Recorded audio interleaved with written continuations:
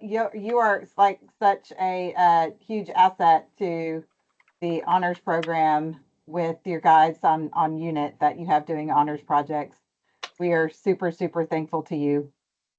So let's get started, and I will pull up the PowerPoint presentation and share that with you.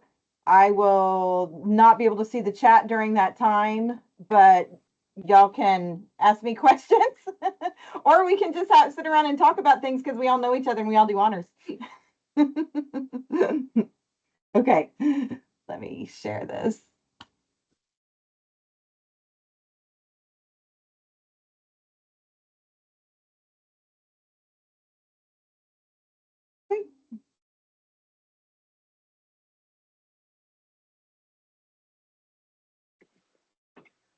All right, can everybody see that? Yes, ma'am. All righty. Hey, I recognize those students.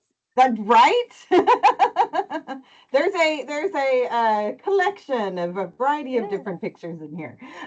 Okay, so welcome to the our little chat on the honors program and how you can participate in the honors program this semester as well as next year. So the honors program at ACC offers academically talented and highly motivated students special opportunities for enriched learning, recognition, and personal growth.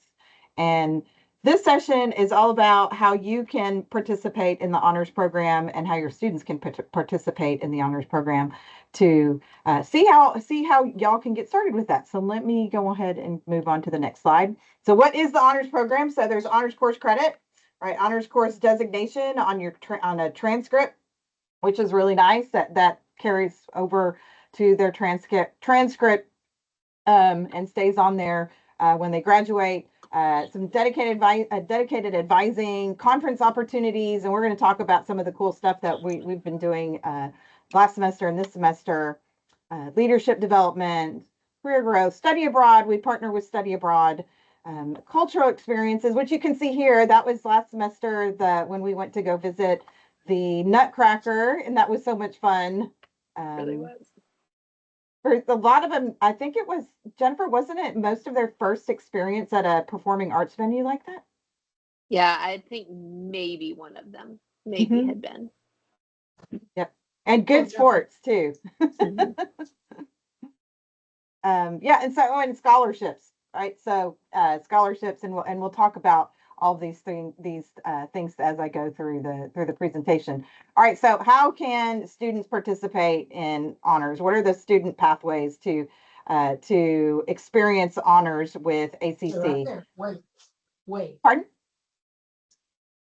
Wait. Lori, you're unmuted. Yes. Stop talking to mute yourself. I was talking to the dog. Oh, fun. Dogs are always welcome. Okay, so there's a couple of different ways here. Full honors program admission, right? So they complete their application online.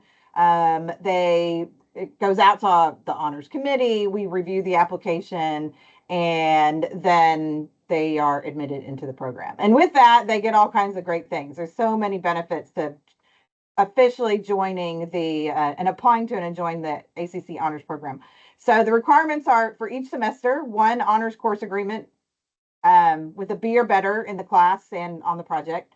Attendance at all honors seminars. So we have monthly honors seminars on a variety of different topics that they are required to participate in. And we have online options and face-to-face options. So at different days to give them the opportunity, because we've got fully online students now. And we have for a while, so we wanted to be able to give them the opportunity to participate as a group too. And we have really good attendance at both. Jennifer can attest to that, and also to participate. Yep, pretty much everybody joins. Huh? Pardon? That pretty much everybody will join in. Yeah, it's really great. And talk and engage. It's really nice. So attend all honor seminars, and then they are required to present at the ACC Honor Showcase at the end of the spring semester, and they need to maintain a 3.25 GPA. That's also the GPA requirement to come in on the honors webpage for ACC, it has all of the requirements for them to apply to the program. And then there's the other way they can experience honors with ACC. Maybe they're not ready for a full honors program experience. Maybe their life is very full and it would be difficult for them to attend the required activities. We still want them to be able to participate. A lot of folks maybe have families, they have family duties, they're working, but we still want them to be able to engage in honors coursework and get that recognition for it. So they can do that by becoming an honors affiliate.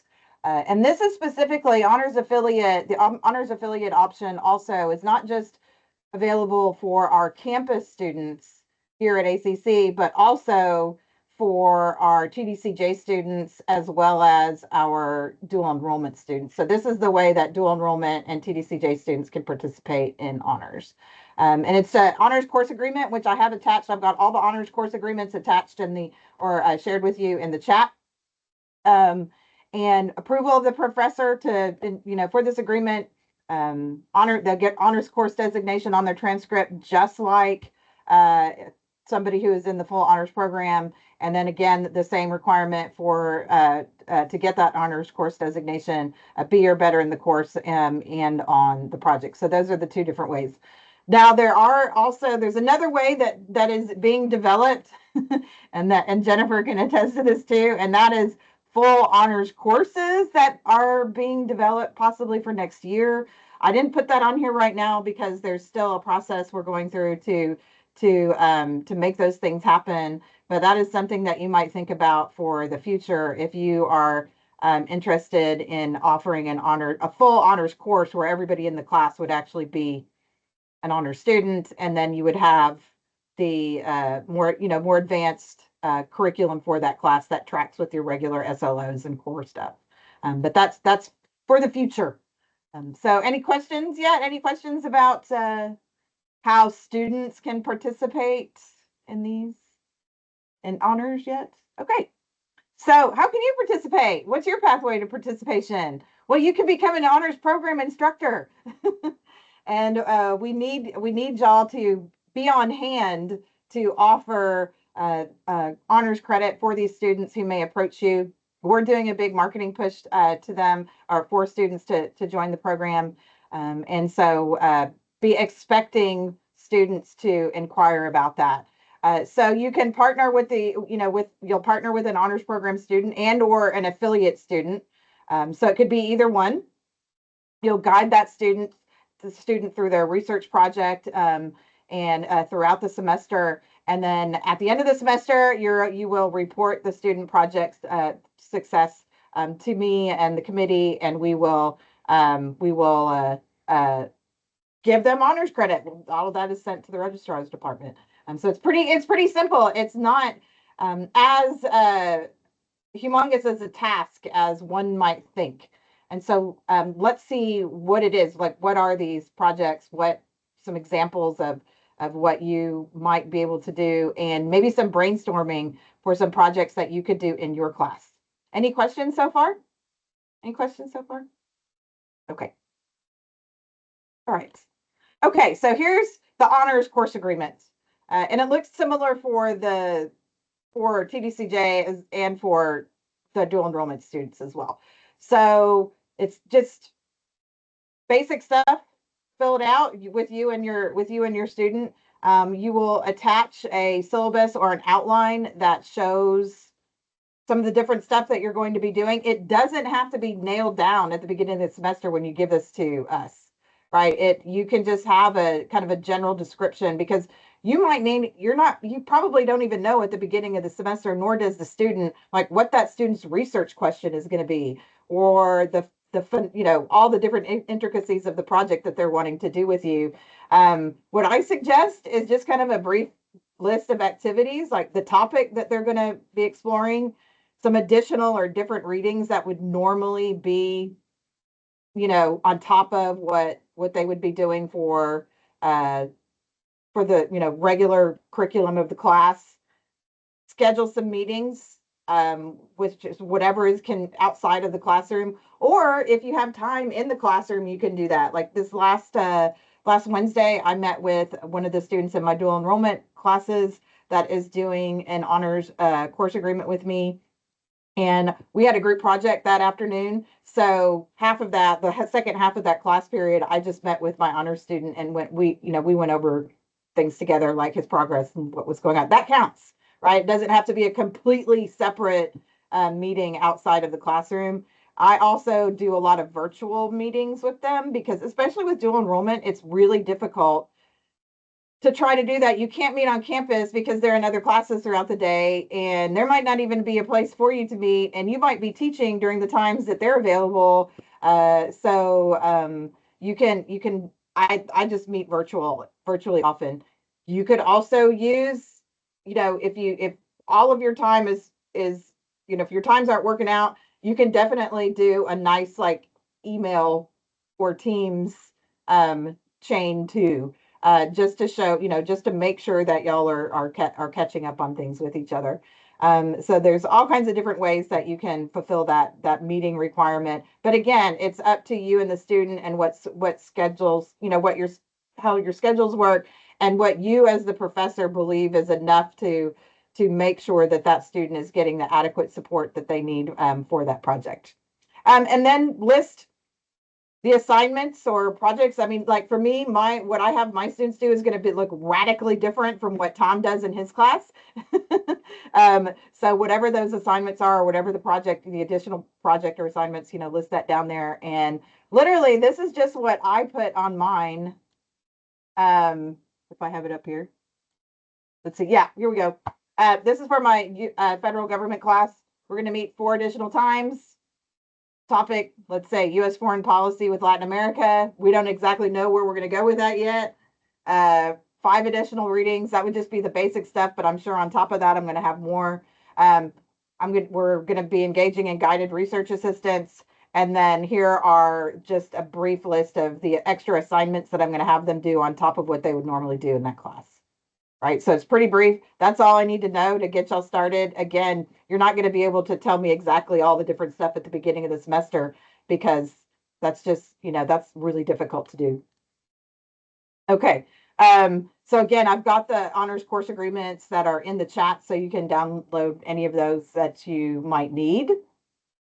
Any questions so far about honors course agreements? Okay. And so what, what should these things be, right? What kind of project or what kind of parameters should you have for these honors projects? And I've made available the honors course guidelines too. And again, adapt this to whatever subject you teach. It's going to be different for all of us. And I know myself, as well as other honors program committee members, we're going to trust y'all with that. Y'all are the academicians and the specialists and in these areas. So we're going to trust y'all to come up with an appropriate assignment and projects. But essentially, it's going to be beyond the regular curriculum that you normally do in your class, possibly a different project or a paper to replace a regular assignment, but at a higher level, more in depth. Again, professorial discretion. Y'all are the content experts, and we defer to your content expertise and project selection. But again, the honors course guidelines are in there too. You can download this just to give you a little guidance on what an honors project might look like. Any questions so far? I think I'm preaching to the choir here. We've got like all the diehards here today. Okay. And then just kind of brainstorming some of the honors projects in your course. Like one, it's open to all pathways and departments. So, and all of us here either know about the honors program or have taught, done honors coursework. But spread the word. Please evangelize for us and let other people know. It's open to any and all pathways. There's, you know, it could be something that your student is interested in.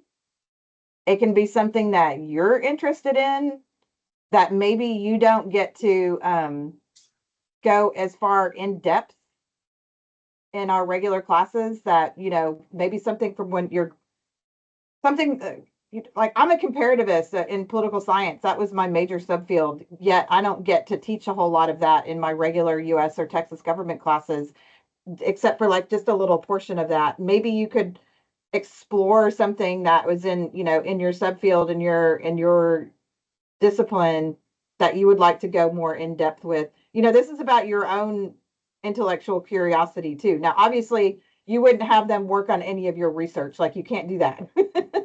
But you can guide them in an area of research that is also interesting to you. If you have multiple students, you can do it different ways. You can have multiple topics, or you can do one common one. So, especially if you've got quite a few students, just to make it manageable for yourself. We've had people do and are interested in doing a variety of different things, like designing a website. It could be a presentation. We have one student that, along with her research, she would like to construct a 3D model of it's for biology, so I'm not huge on it. Some of this is beyond me. But a 3D model of an organ system. So all kinds of different stuff. And also remember that you're going to want to help them, especially if they are a full honors student in the program. They're going to need to present that project at the end of the semester or possibly next year. So you want to be able to help them make kind of like a professional level presentation, as if they were at a conference too. So that's something to keep in mind. Does anybody have any? Now that obviously the TDCJ students aren't required to do that as affiliates, nor are the dual enrollment students required to do that. But Jennifer, what do you think if like a dual enrollment student wanted to present? Could they do that? Oh, I would absolutely open it up to them. Okay. In fact, I've suggested I think that. you would have them be most motivated to go present. Yeah. Because the ability to put a professional presentation on their resume going into colleges, those more motivated, I think they would be highly open to it. Yeah. Okay. I'll throw it out there. I asked a couple of my students, they were a little scared. I was like, I don't know, this will be great. It's a great opportunity. Just keep pushing on them. They'll do it. Tom, what do you do? How do you go through about your like deciding what your students, like you and your TDCJ students, like what's your their honors class is doing college algebra. Oh, that's right.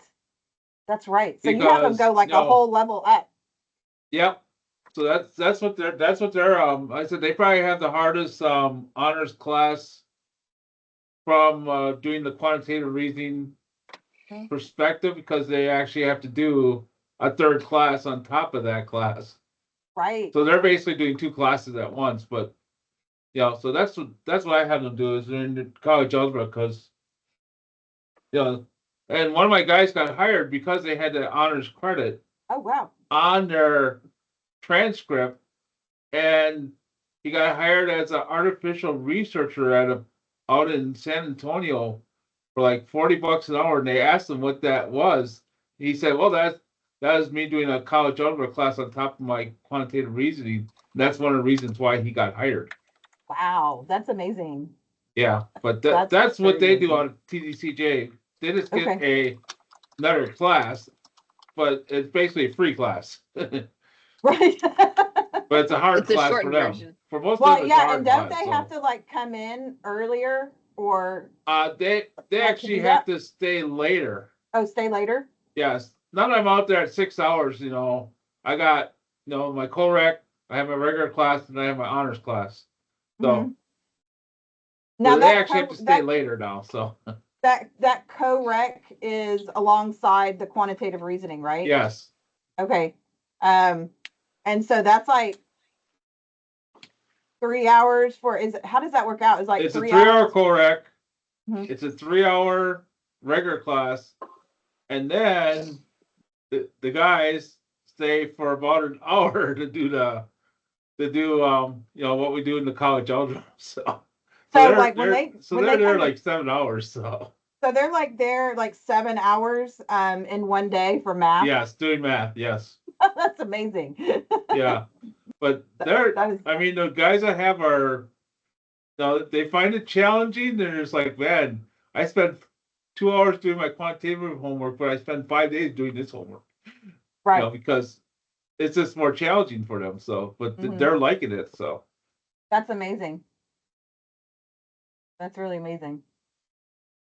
Yeah, I have mine. What I'm doing with mine this semester, I'm taking them through the research process. So I found an OER political science research methods undergraduate level textbook, and I print out the chapters for them. They have an idea of what they want to look at within political science. It's a Texas government class, so as it relates to Texas government. And then I take them through the scientific method. And we don't really have a whole lot of time to do that in my regular classes. So they're having to do this parallel to their other coursework. So they're essentially reading two textbooks instead of just one. And then and it's all an introduction into science. I mean, it could be, it's political science, but those skills are transferable.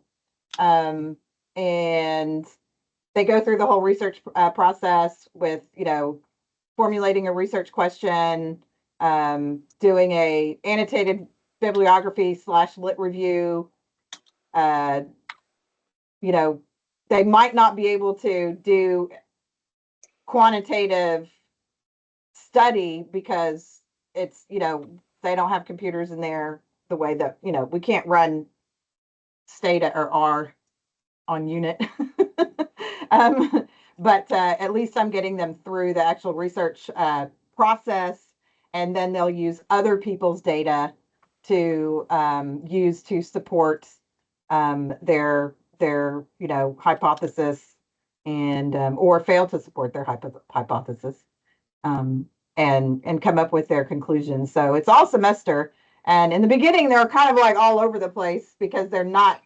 It takes a little while for them to get into the scientific method process. But yeah, they're really enjoying it. They really like it. And then finding that OER book, then there's it's not as expensive, and but now I've found a different one. I found a better OER. But that's kind of what I'm doing this semester. And there's a chance that in the future I might they're all doing different topics, but I might do a common topic. So we'll see. It really That could comes be down to pretty cool. workload. Huh? I said that could be pretty cool, especially Yeah. if they have to take different, varying viewpoints Correct. or perspectives of that topic. That would be pretty cool. Yep. Sean, do you have any ideas of what, like history likes to do? Or any kind of ideas of something that you might want to do?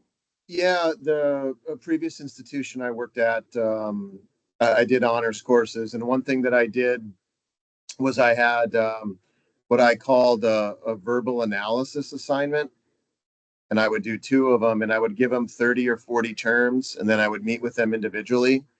So there was, usually about 8 to 10 people, and so they would schedule a 15-minute time during the class time. And then I would ask, they'd have to tell me the who, what, when, where, and why. And so it was essentially a verbal exam. Oh, interesting. Yeah, it was really fun, and well, I guess fun for me. But it actually worked out really well because it really improved, like when the students are able to talk it out, they're able to, like, later in the semester, they get a better understanding of the material. They're able to get more in depth, and it really required them, because you don't want to be embarrassed. It's kind of like going to an interview. I'm going to ask you, and I don't tell them which terms I'm going to ask. And then I do it differently for each student. So if Bob got these questions, comprehensive oral exams, that's having flashbacks. Yeah. So it worked out really well. And then it's like, and I would write some notes, and basically, if they're addressing the questions, they got details, they got depth. If they didn't know one, then I would move on to another one and see. But it's really easy to grade because it's obvious who knows what and who doesn't, and it's less paperwork. Right. I would just Oh, have a yeah. note. I would just have a notebook and kind of check off, and I would list the ones I asked them, and the next person would come in, and then I would ask them 6 or different ones. Sometimes they would overlap a couple of them, but it worked out really well. The only thing though is if you have too big of a group, the time's a problem. They'd have to come and see you individually. But that could work out too. And I always have them meet with me individually, so then they're not embarrassed in front of their comrades in case they bomb or there's ones that they know. So it worked out really well. So I would certainly consider doing that again. Okay, great. That's awesome. Jennifer, what do you do? What have you done in the past? In terms of specific honors projects? Yeah, or just generally. Well, guess what? I've never What? actually taught an honor student. Did I say that on paper? On record? There's enough work being the director that like it's that's one of the I'm feeling those time constraints right now. I just never came across a student who wanted to take my classes, the honors, especially because you have to remember I specialized in our co-rec math classes. Right. Where we've got our developmental math students trying to go through college math class. Yes. They weren't looking to go above and beyond the curriculum. They were They're trying to get through the regular curriculum. Yeah. Yeah. But one of the things that I thought was just really cool, the way our honors program is set up right now in the individual contracts, it allows for so much freedom. I had a student my first year, she was an art major, and she created her own, pencil drawing of a mosque. That's the word I'm looking for. Oh, I saw that. That was amazing. And it was a big one, right? It was the ability, the freedom to let her do something that was art related while other students were doing history and the other students were doing, XYZ. I really like that. The problem is you don't have the ability to really put those honors brains together, like what you're referring to, Amy, where you're going to do an entire class and they get to build into that same topic. You get so much more group discussion and a good think tank in that particular setting. So there's pluses and minuses of either, but I just think it's really cool to see what the students come up with when you give them the freedom that the honors program does. Right. In either setting. So I don't really have any personal experience to throw in there as the teacher said, though. Hey, I would have been one of those. I would have been one of your students that was like just trying to do my best in the getting through those co-curricular math classes. I wish I would have had math professors like y'all when I was an undergrad, because you can't escape it when even going into social sciences, you can't escape it. It's true.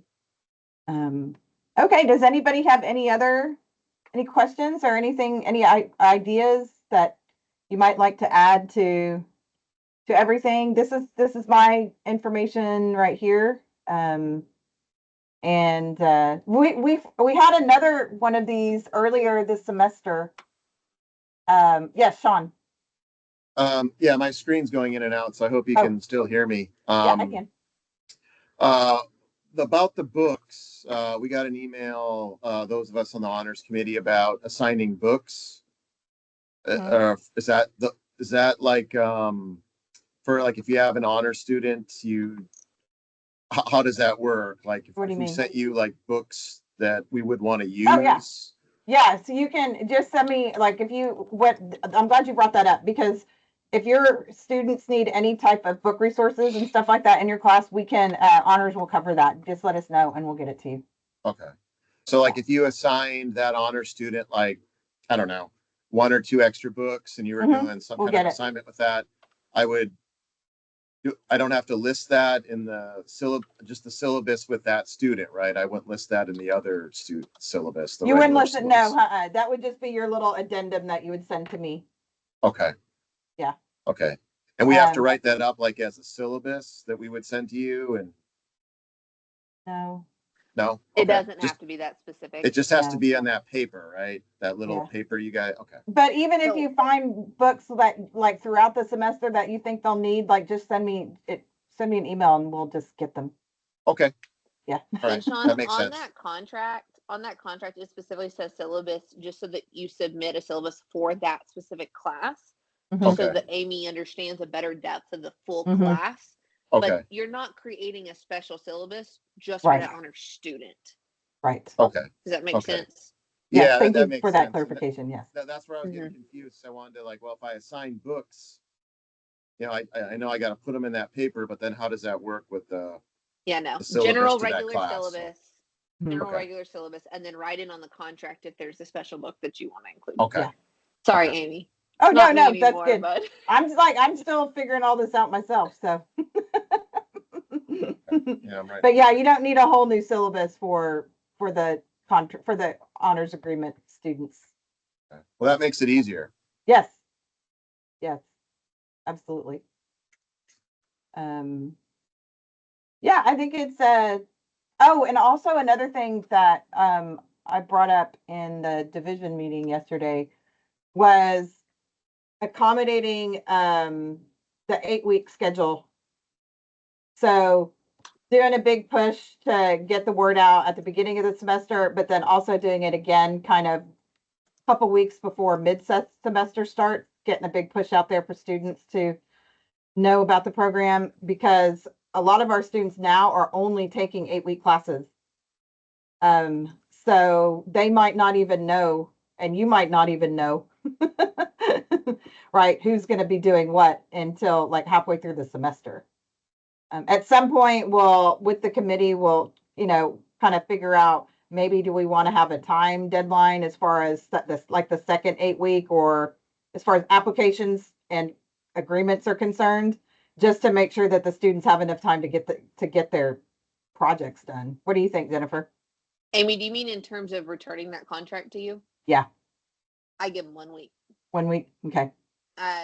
Basically, those students are admitted in the honors program typically prior to the very beginning of the semester. Mm-hmm. So I got to where that first week before this, basically convocation week, Mm-hmm. I was emailing out to those students saying, hey, you need to already be talking to your instructors now. You should Right. already know your schedule.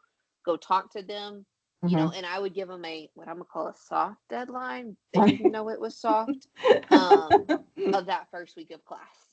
Okay. And the way I kind of held their feet to the fires, they did not receive their scholarship until I Right. had a contract back. Right. Okay. Now, that's kind of hard on the instructor because that first week of the semester is always a bit intense. Mm-hmm. But if you're pushing those students to be talking to their instructor a week or 2 weeks before the start of the semester, Mm-hmm. that professor has a little more time to think, process, digest, rather than Right. being like, oh, day 1 of the semester, the answer is no, because I can't think about it right now. Right. Great Sean? idea. Sean, you got a question? Can you hear me? He might be You cutting guys out. hear me? Yeah, now Yes. we can. Yes. Yeah, that was my last question. So they have to be enrolled in the honors program, right? Like before that class starts? So Or if like, they so you are can't be in, like 3 weeks into the class and then the student's like, I want to do the honors thing now. like- for an 8-week class, that would be very difficult. But as Yeah. far as applying to the program, they can either be part of the actual formal honors program where they apply to it, or they can be doing honors, just a standalone honors agreement with you. So either one, and you might not even know that. Like they may tell you or not. Like like you might not even know. You can ask me. Okay. Okay. Sean, we do allow what we call affiliates, though, and that's where if a student Uh-oh, we lost her. She's gone. What happened? Where'd she go? There she is. She's back. Okay. I have no idea what happened. I'm not even touching anything, and Tina was like, "Oh nope, you're out of the meeting now." Sorry. Affiliates. Mhm. Let's just say you're working with a student an honor student and their friend goes, man, that's cool, I want to do that too, but I'm not part of the honors program, but I want to be a part. They can come in and do that project with them. They're just not Okay. specifically in the honors program getting all the extra honors benefits. Okay. They could still complete that project with you and get an honors credit on their transcript. They're just not eligible for a scholarship or the trips or the monthly seminars if they don't actually go in and apply for the program. So somebody can basically be a guest in the honors program. Yeah. Okay. So if they And complete Sean, that's what I projects do and out stuff. at my TDCJ. Right. It's Mm-hmm. as I give them 2 weeks to decide whether or not they want to sign up for it, because I have 16-week semesters. I have the benefit of teaching the out there 16 weeks and 6 hours a day. So I give them 2 weeks to decide, and then they get 2 sections of the co-rec, they get 2 sections of the regular class, and then they get 2 sections of the college algebra, which is the honors class.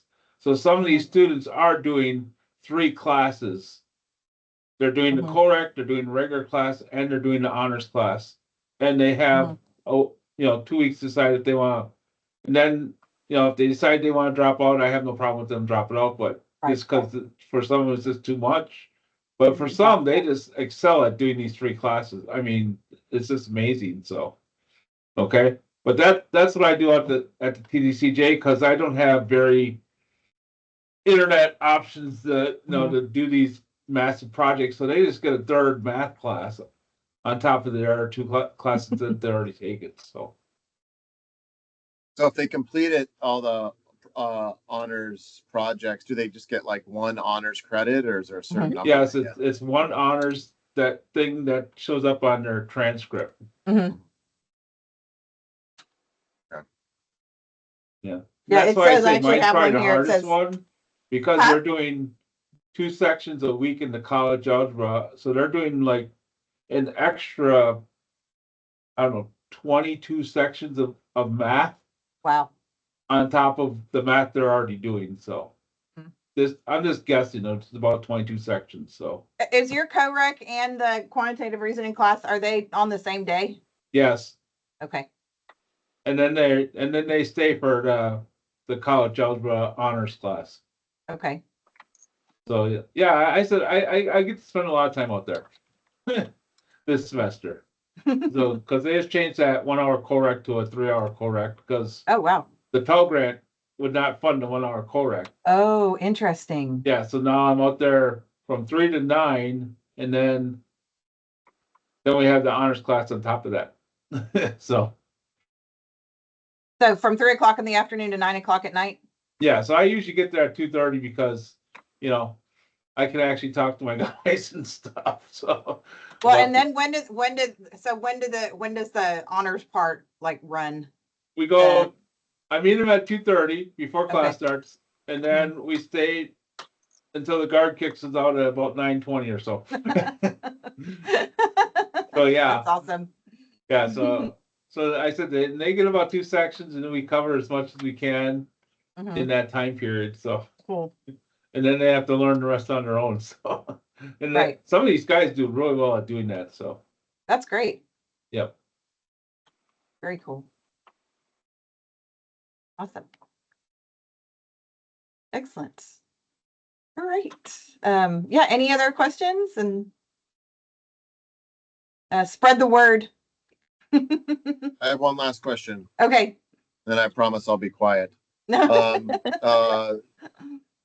You grade the honors program project just like you would grade any other student, then you submit it for the grade for that class, or it's however you want to do that. That's up to you. Okay. You're not reporting a grade to her. You're reporting they did it successful or you did not do it successful. Okay. Yeah, for me, I actually have a Blackboard. I added it in my Blackboard. Because I collect their in-class worksheets, I collect their homework, and they actually have college algebra tests. I give them like 10 questions for when we have the test for the quantitative reasoning. They also have a test for their college algebra where they get 10 questions on the material that we covered. Mhm. And that all gets recorded in my Blackboard, so I know that, hey, they've been doing the work the entire semester for the whole 16 weeks. So that's how I determine whether or not they get the honors credit or not. Mhm. And then, so most of these guys that are doing the honors class are getting an A in the quantitative reasoning because they're doing That's all great. the work. Right. And they're, I mean, I have one guy a couple years ago got 99% in the quantitative reasoning, got 98% in the college algebra because, and he was also in the CORAC. So I, you know, Right. so, but I mean, these guys just put in the time to understand it. So That's amazing. That's absolutely amazing. Yeah. Yeah, you are definitely one of our champions, Tom. Really, really appreciate you providing the opportunities to the guys out there. It's amazing. Yes. So, any other questions that anybody might have? Hi, Dr. Job. How are you? Hi, I'm doing great. Thank you. Sorry, I just had to jump in last minute here. I had Oh, other, that's okay. another thing that We're I kind wanted of to I wrapping wanted up. to say, okay, yeah. The business program, I mentioned to the business faculty about doing honors for our strategic management course. And also for our accounting for managers course in the bachelor's program. And so those Okay, two great. are two courses that we want to add to honors as well. So we're excited about that. Great. And so we're going through the process of getting, so we'd work with Leanne Moore on getting full honors classes. So are y'all wanting to designate an entire class an honors course? Yes. Okay. Yes. We want to do two in the bachelor's program. Okay. And so when the students are part of that, they would also apply for all the students to participate in that class. They would apply to the honors program and or do honors course agreements. So everybody in those classes would have to be like honors students. Oh, Does that okay. make sense? Yes. So that would be Mhm. different. That would be different, I Yes. think.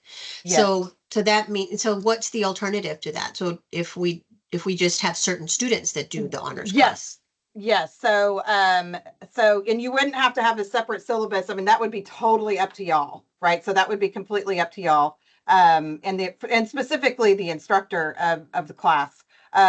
So what they would do is each individual student that would like to do honors credit, they work on additional programming or additional curriculum within that class that is developed by the instructor that would be at a higher level, right, than the normal, like regular curriculum.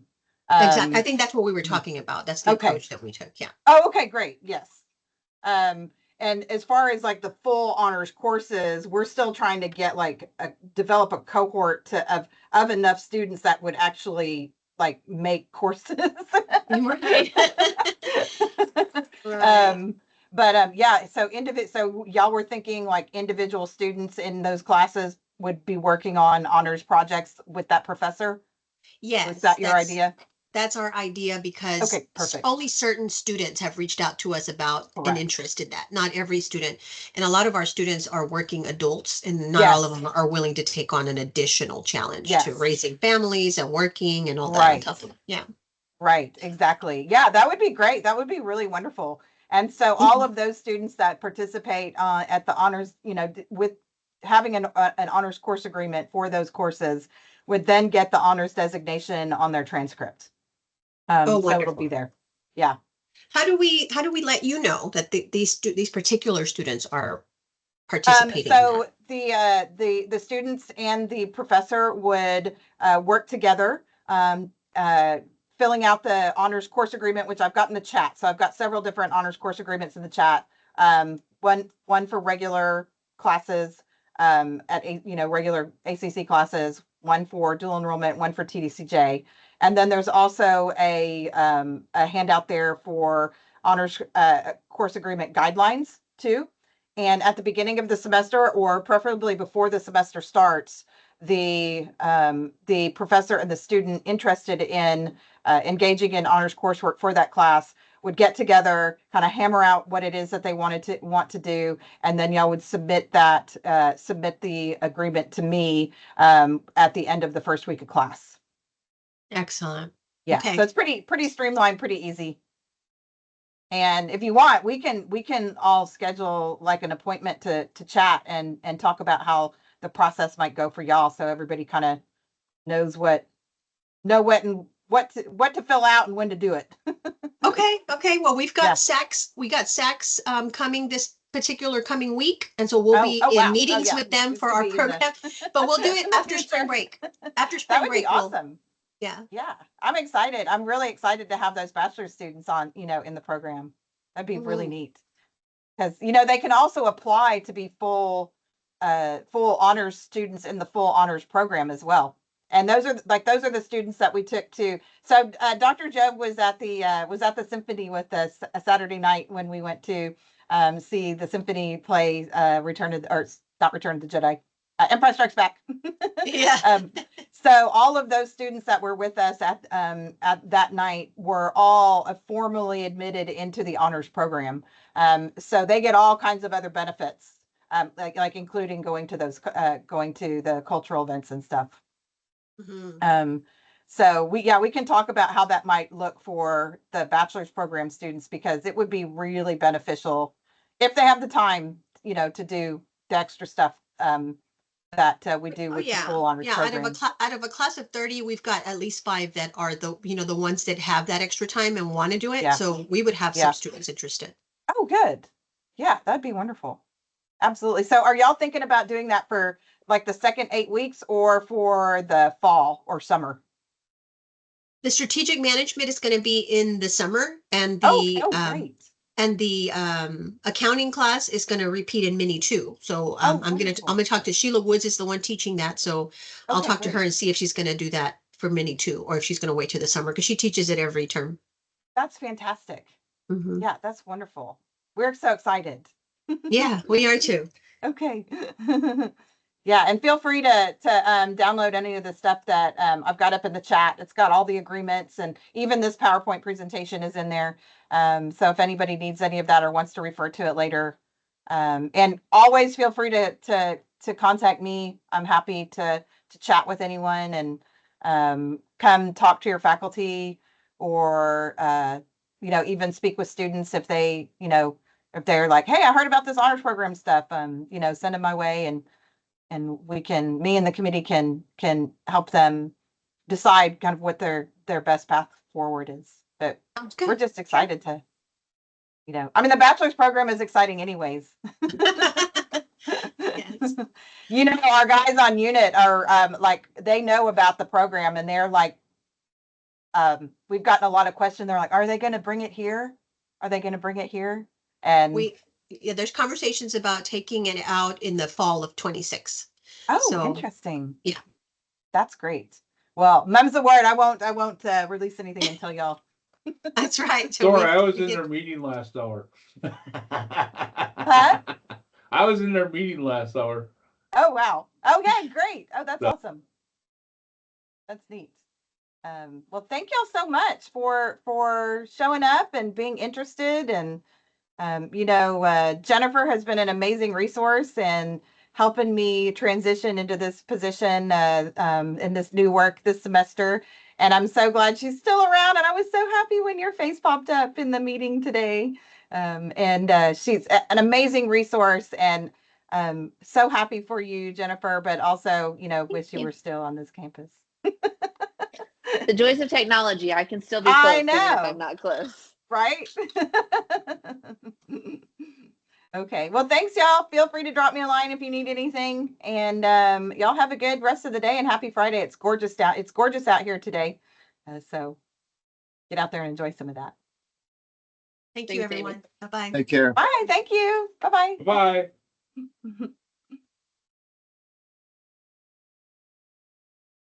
Thank you, Lori.